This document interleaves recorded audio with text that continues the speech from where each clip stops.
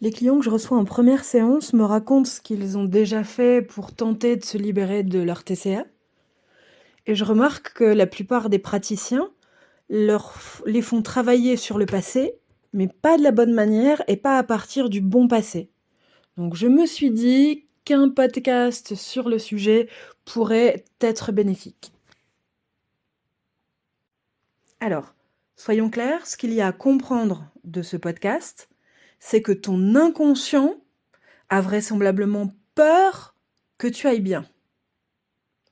Notamment peur des conséquences négatives de ce bien-être. Il y a 2 choses que tu as pu remarquer. La première, tu as pu remarquer que ce TCA te pourrit la vie et ne te permet pas d'aller bien. On est d'accord, sans ça, tu te sentirais mieux. Sans ça, tu te sentirais plus beau, plus belle. Sans ça, tu serais mieux dans ta peau. Sans ça, tu aurais plus confiance en toi. Sans ce TCA, tu aurais plus d'estime de toi.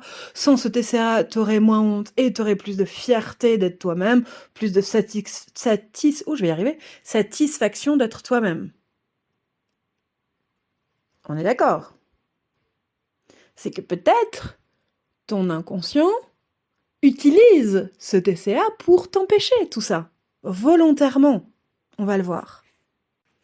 Second phénomène observable, tu as pris rendez-vous avec un thérapeute que tu penses super et qu'il l'est probablement, pour lesquels tu te dis alors voilà, avec lui ou avec elle, ça va se régler, c'est sûr, je vais guérir. Et juste avant le rendez-vous, ton trouble du comportement alimentaire augmente, se densifie, se durcit.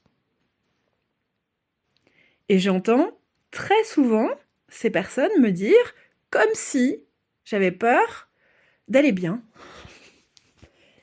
Eh ben, c'est pas comme si, mon capitaine. Et c'est pas forcément toi qui as peur d'aller bien, c'est ton inconscient qui a peur pour toi que tu ailles bien. Parce que toi, consciemment, tu veux aller bien, c'est sûr, t'en es convaincu. Mais si ton inconscient a peur pour toi de ce bien-être, là, ça commence à foutre drôlement la main. Et oui, quand tu prends rendez-vous avec un praticien, c'est pour aller mieux. Donc au travers de ta démarche volontaire consciente, tu menaces ton inconscient de bien-être. Or, si au cours de ton histoire, cet inconscient a intégré que aller bien était dangereux, il va se sentir menacé par ces rendez-vous psychothérapeutiques.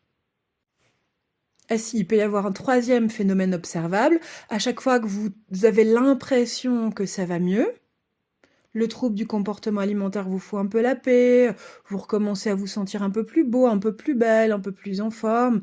Là, ça va bien et patatras, ça s'effondre, ça revient et généralement, une fois encore, en version durcie.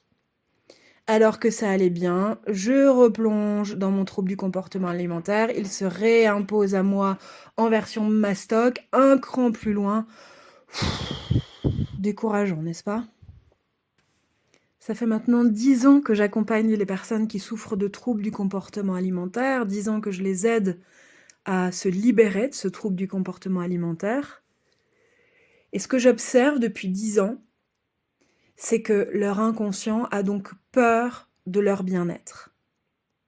C'est-à-dire qu'il y a dans leur histoire un premier moment ou une succession de moments ou une première période pendant laquelle l'inconscient a pu se dire, comprendre de travers, aller bien égale danger. C'est un premier moment où alors que tu allais bien, il s'est passé quelque chose qui était émotionnellement ingérable pour toi.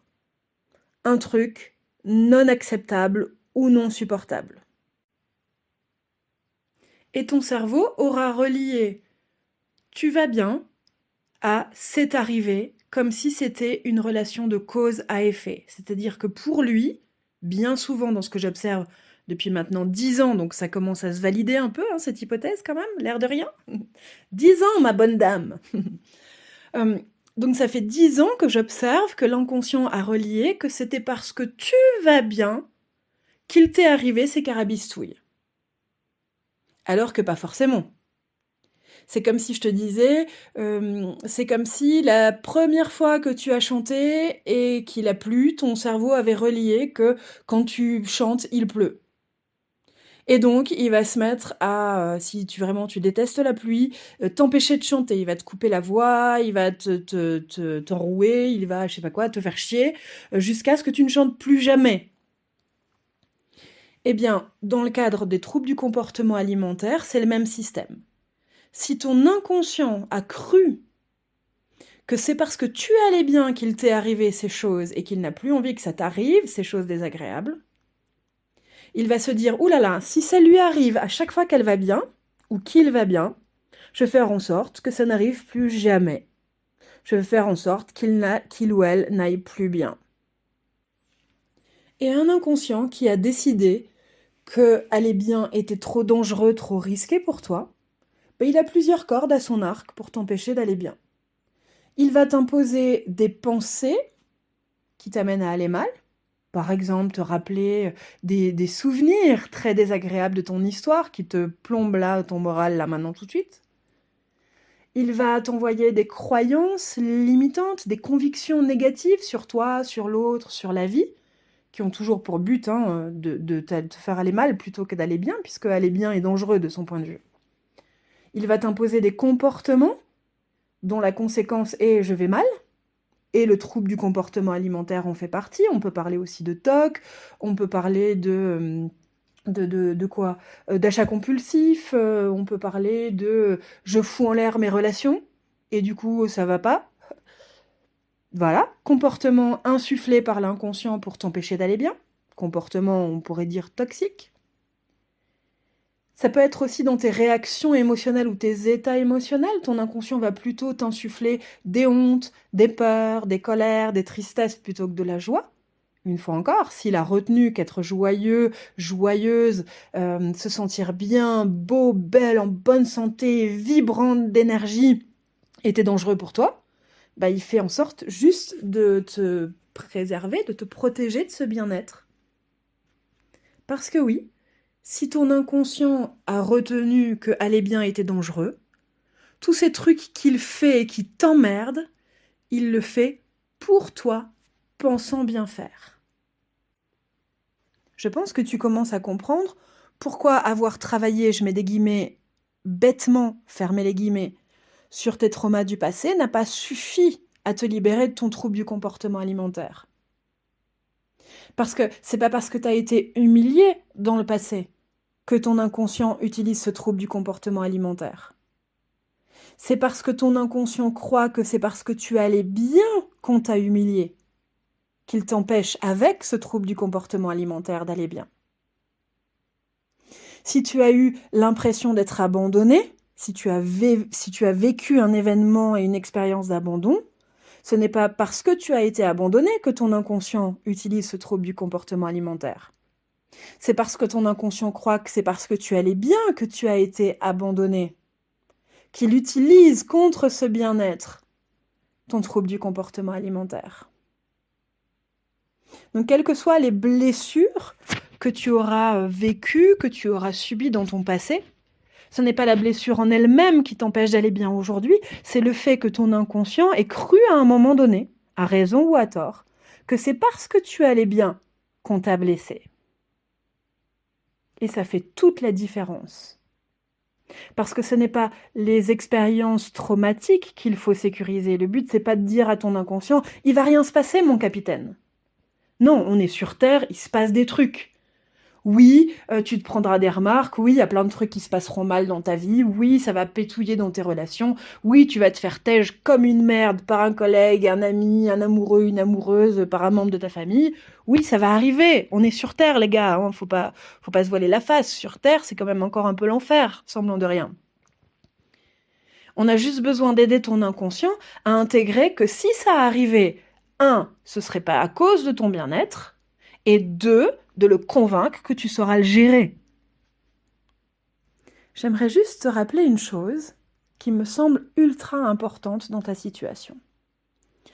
Ton inconscient, il sait déjà comment faire pour te rendre heureux, heureuse, totalement. Il est déjà capable de ça. Il sait parfaitement quelles pensées positives t'insuffler, quels souvenirs positifs te rappeler pour t'aider à aller bien. Il sait très bien quelles croyances positives te déclencher sur toi-même, à propos de l'autre, à propos de la vie pour te faire aller bien. Il sait très bien quel comportement t'insuffler, comportement bénéfique, pour qu'à l'issue de ce comportement, tu te sentes bien. Il sait très bien quelle capacité activer. Il sait faire ça, il a déjà cette capacité. S'il ne le fait pas, c'est qu'il a ses propres raisons. Donc en séance de psychothérapie active, ce n'est pas toi consciemment qu'on va aider. C'est ton inconscient, celui qui choisit pour toi, sans que tu te rendes compte, toutes tes pensées, toutes tes idées, tous tes souvenirs, tous tes comportements, toutes tes croyances, toutes tes réactions émotionnelles, toutes tes capacités. C'est celui qui gère tout ça et qui insuffle tout ça qu'on va aller aider. Parce que c'est comme ça que ça marche. C'est comme ça que ça fonctionne.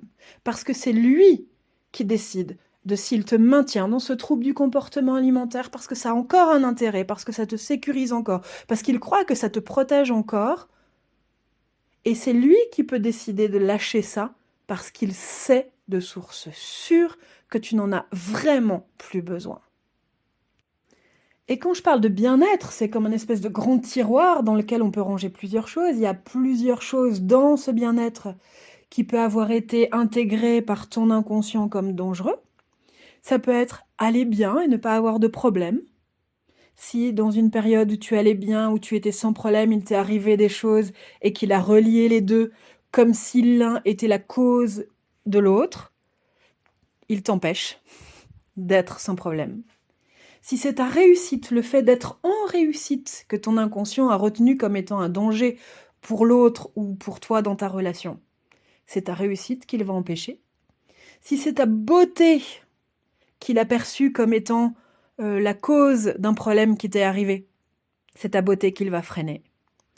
Si c'est ta santé qui a posé problème, qu'il a intégré que c'est parce que tu étais en pleine santé qu'à toi il t'est arrivé ça alors que les autres qui n'ont pas la santé y ont échappé, c'est sur ta santé qu'il va travailler. Si il estime que c'est non seulement ton apparence, mais ton côté peut-être sexy, attirant, attractif, excitant, qui a posé problème dans ton histoire, il va faire en sorte que tu ne sois plus excitant, plus excitante, du moins pas à tes yeux, et il va polluer toute possibilité de se sentir sexy, de se montrer sexy, d'être sexy.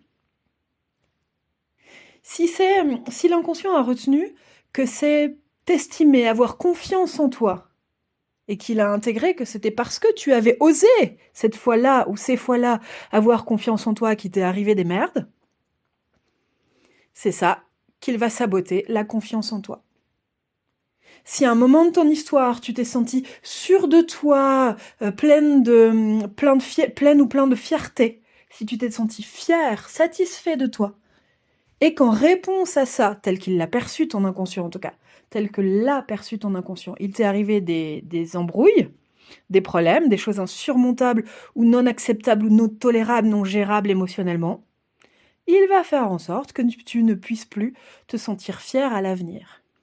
Si il a retenu que quand tu vas bien, que tu es à pleine puissance, que tout va bien pour toi, c'est-à-dire que tout ce que j'ai mentionné comme paramètres avant sont ouverts et que ça t'a posé problème et qu'il a relié les deux, eh bien, tous les items que j'ai mentionnés avant, il va faire en sorte de les parasiter. En psychothérapie active, la toute première séance, que j'ai appelée séance de repérage du travail à faire, sert vraiment à ça. À aller repérer pourquoi votre inconscient vous empêche d'aller bien, de quoi il pense vous préserver quand il le fait.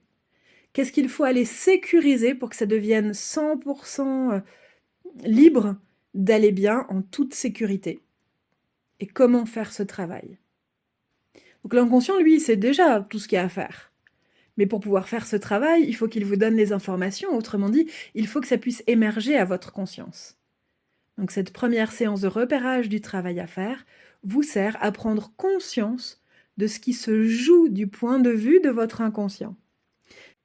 Alors soyons clairs, avoir pris conscience de ce qu'il y a à travailler, ça ne fera pas changer le schmilblick. Donc que votre inconscient se rassure, après la séance de repérage, vous avez conscience du travail qu'il y a à faire, mais rien n'a bougé. Donc c'est totalement sécurisé. Les séances de psychothérapie active, donc les séances de travail qui s'en suivent, vont vraiment permettre d'aller faire ce travail à l'aide de votre inconscient sans jamais le menacer de quoi que ce soit. Parce que c'est pas nous qui allons obliger votre inconscient à vous diriger vers le bien-être, on va l'obliger à rien du tout. On va aller consolider ses compétences, consolider vos ressources, consolider tout ce qu'il sait de vous, pour que de lui-même, il estime que c'est OK de lâcher ça. Et toute la différence, c'est que le trouble du comportement alimentaire lâche, mais progressivement, et jamais il ne vous manque. C'est pas on vous l'arrache et là vous devez gérer le manque. Non, non, non, non, non, non. C'est l'inconscient qui vous retire un cran de trouble alimentaire quand il sent que ce cran-là ne vous manquera plus. Le jour où il estimera que vous n'en avez absolument plus besoin, que vous êtes en totale sécurité à l'idée d'aller bien, il lâchera le trouble du comportement alimentaire. Nous, on n'a pas à le convaincre de lâcher, on a à faire en sorte que vous soyez en sécurité. C'est pas la même chose et ça fait toute la différence, croyez-moi. Je me tiens à votre disposition. Prenez bien soin d'écouter votre inconscient.